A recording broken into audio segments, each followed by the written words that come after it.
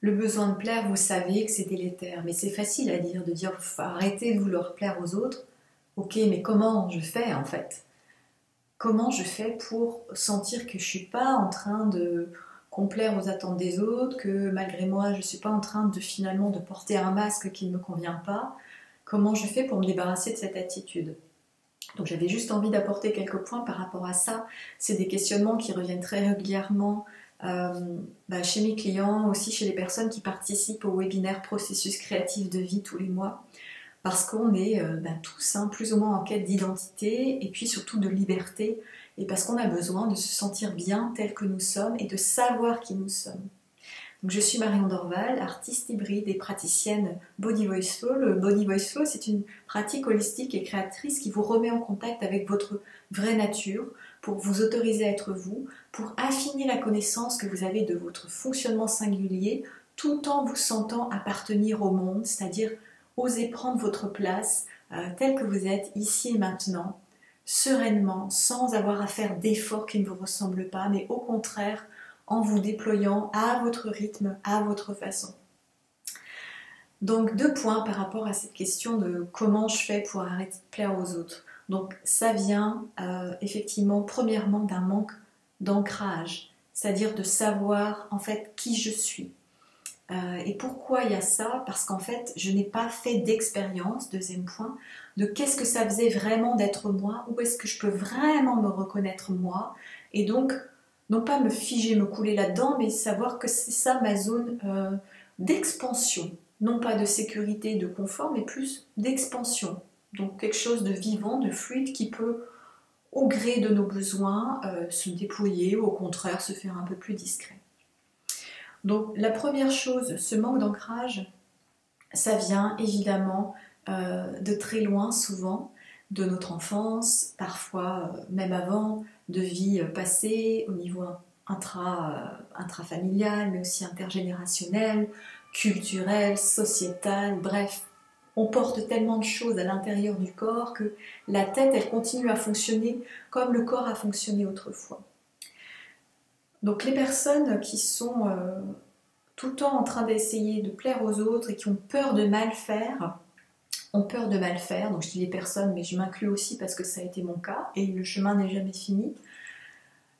Quand on est là-dedans, c'est qu'effectivement, on ne sait pas où est notre place, ou alors on a peut-être essayé de la prendre, mais on a senti que c'était dangereux pour nous. Blessures de rejet, d'abandon, trahison, injustice, humiliation, bref, la liste n'est pas exhaustive. Ça, c'est vous qui savez ce qui vous concerne. Je ne vais pas donner d'exemple très précis, il n'y a que vous qui pouvez vous y retrouver. Mais en fait, ce qui se passe, c'est qu'on essaie un peu de cocher toutes les cases pour être sûr que l'autre ne va pas venir nous reprocher quelque chose, nous humilier effectivement, nous porter atteinte, nous blesser, nous critiquer tout simplement. Au quotidien, après, quand on est adulte, on a encore en fait ce fonctionnement immature de vouloir cocher toutes les cases comme une espèce de barricade autour de nous pour être sûr d'avoir tout bien fait. Donc ça va vraiment être au niveau professionnel comme au niveau des relations plus privées, intimes. Cette peur, effectivement, cette incapacité à recevoir des critiques sans hyper réagir. Les critiques peuvent être fondées ou infondées, peu importe. Si j'ai besoin de cocher toutes les cases et de plaire aux autres, ça va m'atteindre tout de suite et plus profondément. Il y aura la blessure de la critique que n'importe quelle personne en fait ressentirait. Et puis il y a ce qu'on appelle la 2e flèche en fait, qui est la souffrance inutile, qui est en fait la réactivation du trauma, de la blessure émotionnelle, qui fait que je vais encore me sentir désemparée ou dans tous mes états à cause d'une broutille. Qu'il y ait une justification ou pas, je ne reviens pas sur l'idée que la personne m'a fait une critique, mais en fait c'était complètement idiot, ou au contraire c'était très justifié. On s'en fiche en fait, c'est juste nous la façon dont on le reçoit et comment on l'analyse. Tant qu'on est dans cette immaturité émotionnelle, c'est pas péjoratif, mais tant qu'on n'a pas grandi et compris comment on pouvait fonctionner sereinement, alors on réagit à 100%. Ça va être aussi cette peur d'être abandonné, d'être quitté, qui fait que dès que l'autre nous fait une petite remarque ou sous-entend quelque chose, ou au contraire si l'autre ne dit rien, on va tout interpréter. À la rigueur, ça va devenir quelque chose d'un peu parano, parce que forcément le mental élabore, élabore, élabore. C'est toujours très intéressant au niveau de la voix d'explorer comment vous réagissez par rapport à ça. Il y a des personnes qui vont du coup être dans la logorée pour essayer de demander à l'autre des justifications, des explications, essayer d'avoir des précisions.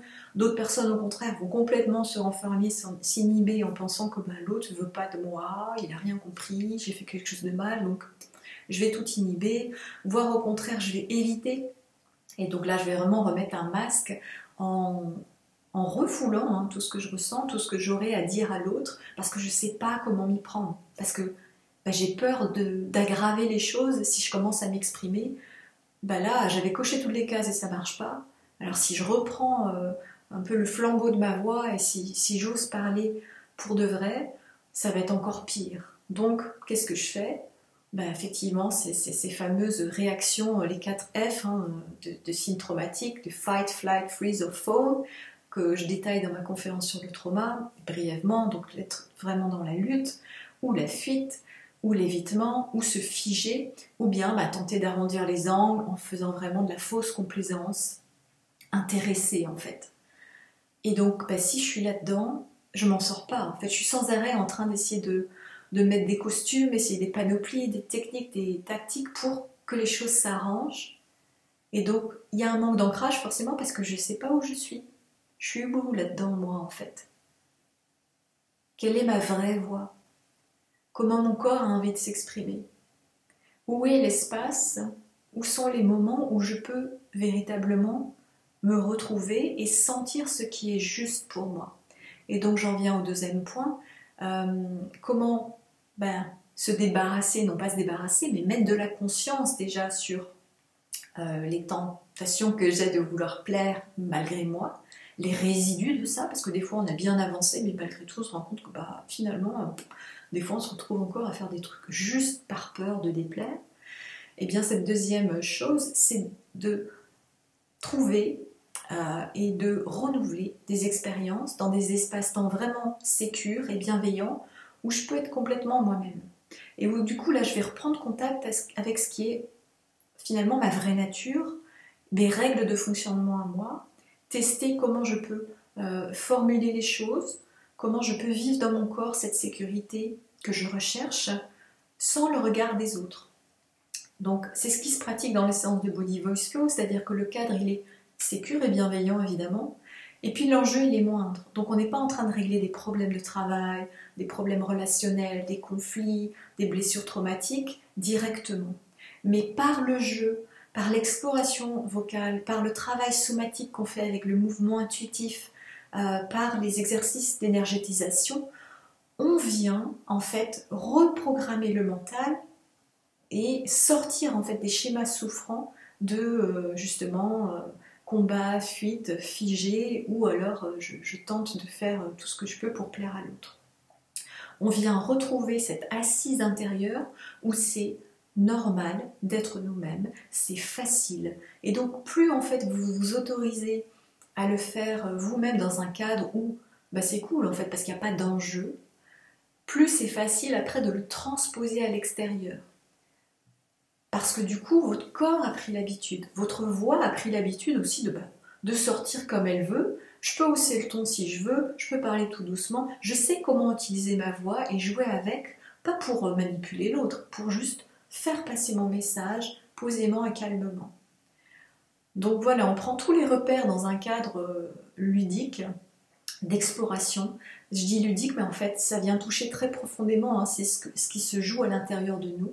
Et c'est ça la force vraiment de la pratique du Body Voice Flow, c'est qu'en fait, mine de rien, ça va venir vraiment faire bouger les couches profondes, mais progressivement, et au rythme qui vous convient. C'est-à-dire qu'il n'y a pas de choses imposées, on va faire ça, puis c'est pas linéaire, c'est progressivement, ça va se déployer, et vous allez constater qu'au fur et à mesure, dans votre vie de tous les jours, vous allez pouvoir, en fait, retransposer ces compétences intérieures dans votre façon de vous exprimer, de vous tenir aussi corporellement, parce que la posture joue énormément dans les signaux qu'on renvoie aux autres.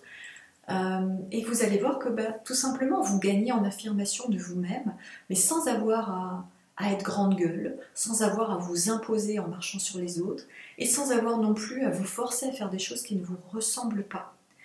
Donc, c'est ces deux points-là, en fait, déjà, conscience, perception de comment ça fait d'être bien avec soi, parce que ça, souvent, vous l'avez complètement perdu, vous savez plus trop, hein, à force de vouloir cocher toutes ces cases, d'être partout et de tout faire, vous savez plus où vous êtes. Et une fois qu'on a retrouvé ça, la deuxième chose, c'est que, du coup, on reçoit plus rapidement dans la vie de tous les jours les signaux comme quoi on s'est déconnecté. C'est un peu, en fait, comme, voilà, comme avec la méditation de pleine conscience. Au début, en fait, on ne sait tout simplement pas comment le faire, comment on va faire pour que ce soit bien, entre guillemets. On est encore en train de chercher les bonnes recettes, jusqu'à comprendre ce que ça fait d'être vraiment posé en soi. Et une fois qu'on a ça, et bien du coup, à l'extérieur, on va aussi détecter beaucoup plus finement et rapidement tous les instants où, ah bah tiens, là, j'étais plus en contact avec moi-même. J'étais complètement tournée vers l'autre, à recevoir tout ce que l'autre me disait et tout, mais sans me laisser le temps, en fait, de me positionner vraiment d'abord en moi pour ensuite, éventuellement, m'exprimer ou au contraire, manifester le besoin de ne pas m'exprimer. C'est aussi un choix, hein. Garder le silence, c'est aussi une forme d'expression. Évidemment, tout ça, ça se fait dans le respect de soi et de l'autre. Vous l'aurez bien compris, j'espère. En tout cas, c'est mon intention. C'est-à-dire respecter complètement le fait que l'autre n'est pas en phase avec nous, que lui aussi, il porte tout ça. Donc, c'est-à-dire que tout ce que j'ai dit depuis ces 11 minutes 30 ici s'adresse à vous, derrière l'écran, une seule personne. Mais gardez bien en tête que tout ça, c'est vrai aussi pour peut-être la personne à qui vous pensez ou toutes les personnes à qui vous allez vous adresser ou avec qui vous allez être en relation. Et donc, en fait, cette libération aussi de ce besoin de plaire, il vient à partir du moment où cette conscience grandit et cette conscience d'interdépendance aussi est nourrie, qui fait que quand je prends conscience de moi, je prends aussi conscience de tout ce que l'autre peut aussi avoir à faire comme effort en termes de détachement de ses propres nœuds, mais aussi en termes d'adaptation à ce que moi je vais lui transmettre. Parce qu'on fonctionne pas sans les autres en fait. Donc voilà, juste pour finir, du coup, c'est vrai que si vous venez faire ce travail d'exploration ludique et profond dans les séances de Body Voice Flow, sachez que tout est toujours tourné à la fois vers soi, mais aussi vers les autres. C'est vraiment l'esprit dans lequel on pratique. Donc si vous en êtes à ce stade-là, que peut-être vous avez essayé plein de choses tout seul en fait, ou voilà, vous essayez d'être bien tout seul avec vous-même, mais quand vous retournez dans le monde, c'est compliqué, eh bien, je vous invite à venir découvrir la pratique. Vous avez plusieurs moyens. Déjà, il y a une séance offerte de routine Body Voice Flow. Et puis ensuite, vous pouvez venir pratiquer régulièrement en live avec moi sur Insight Timer. C'est gratuit. Et enfin, si vous voulez vraiment tester grandeur nature, vous avez une offre spéciale d'1 mois pour venir goûter les séances régulières d'1 heure où vraiment on a le temps d'explorer, d'approfondir et où je peux répondre à vos questions. Merci de votre écoute, je vous souhaite de belles explorations. N'hésitez pas à me partager dans les commentaires ce que ça peut venir évoquer comme question, comme partage, comme réflexion, comme bénéfice pour vous. Et puis je vous dis à bientôt.